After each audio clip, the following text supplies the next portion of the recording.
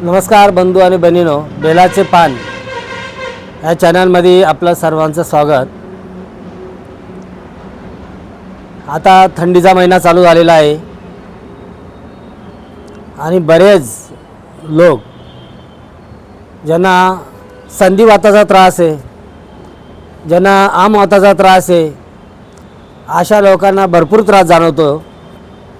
जशी जशी थंडी वाढते त्या प्रकारानं अशा लोकांना हातपाय जखडतात किंवा ज्या माझ्या माता बहिणी ज्या पाण्यात काम करतात त्यांना देखील या थंडीमुळे भरपूर प्रमाणात त्रास जाणवतो।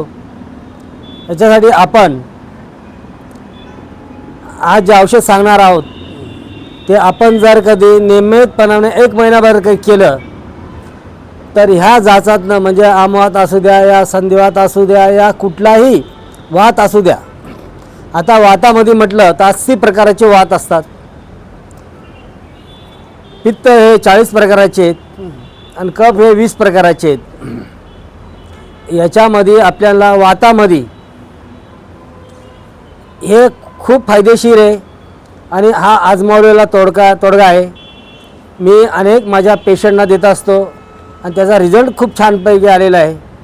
म्हणून मी आज हा उपाय आपल्यासमोर सांगतोय। सर्वात प्रथम आपल्याला शेवग्याचं झाड हे सर्वांनाच माहिती आहे। शेवग्याच्या शेंगा आपण खातो। शेवग्याच्या जो पान असतात, पान म्हणतो आपण त्याला, त्या पानांची सुद्धा भाजी आपण बनवून खातो। फूल येतात, फुलाची पण भाजी बनवून खातो। तर शेवगा म्हटलं हा खूप उपयुक्त एक वृक्ष आहे। चला आपण आता शेवग्याच्या झाडाचा आपल्याला कशा प्रकारे उपयोग केला जाईल याची माहिती घेऊया। त्या अगोदर आपण जर कधी बेलाचे पान ह्या चॅनलवर प्रथम आला असाल तर लाईक करा, शेअर करा आणि आपल्या मित्रांपर्यंत, आपल्या नातेवाईकांपर्यंत, जे कोणी वयोवृद्ध माणसं आहेत, गोरगरीब आहे, त्यांच्यापर्यंत हा व्हिडिओ पोहोचतो करा, जेणेकरून त्यांना देखील याचा फायदा होऊ शकतो। मित्रांनो, आपण जो बेलाचे पान हा चॅनल चालू केलेला आहे कुठल्याही प्रसिद्धीसाठी न करता हा गोरगरिबांना याचा फायदा व्हावा, औषधांची माहिती व्हावं, वनस्पतींची माहिती व्हावं होणं गरजेचंच आहे।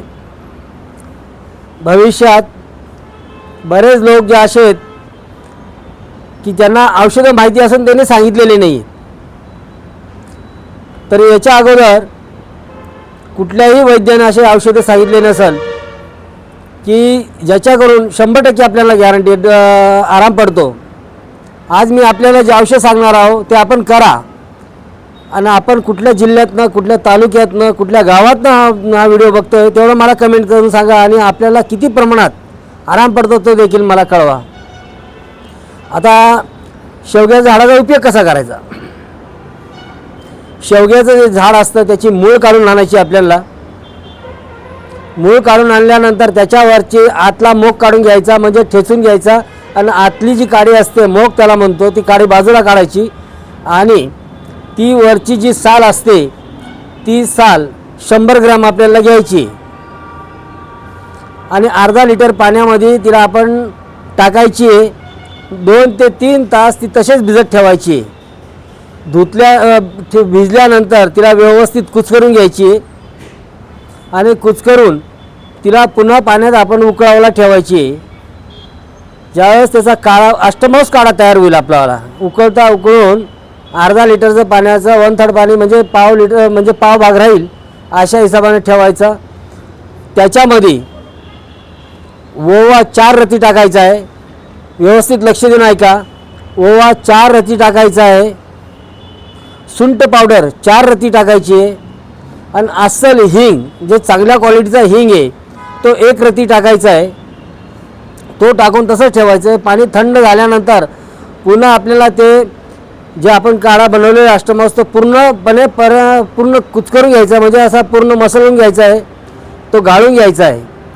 तो सकाळीच आपल्याला खाली पोट प्यायचा आहे। चहा नाश्त्याच्या अगोदर 1 तास काही खायचं नाही आहे। सेम पद्धत संध्याकाळी पण करायची आपण जर कधी हा उपाय 1 महिना करतोय तर पूर्ण रोगमुक्त होतोय आपण. याच्यातनं फक्त वात संधिवात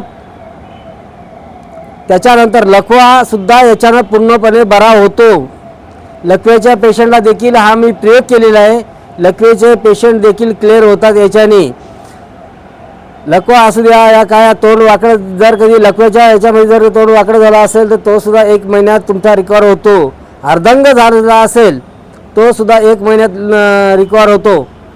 किंवा अन्य जास्त जुना आजार असेल तो थोडे जास्त दिवस जातील पण पूर्ण रिकवर होतं. मित्रांनो, व्हिडिओ आवडला असेल तर लाईक करा, शेअर करा, सबस्क्राईब करा आणि बेल आयकॉनचं बटन दाबायला विसरू नका. नमस्कार.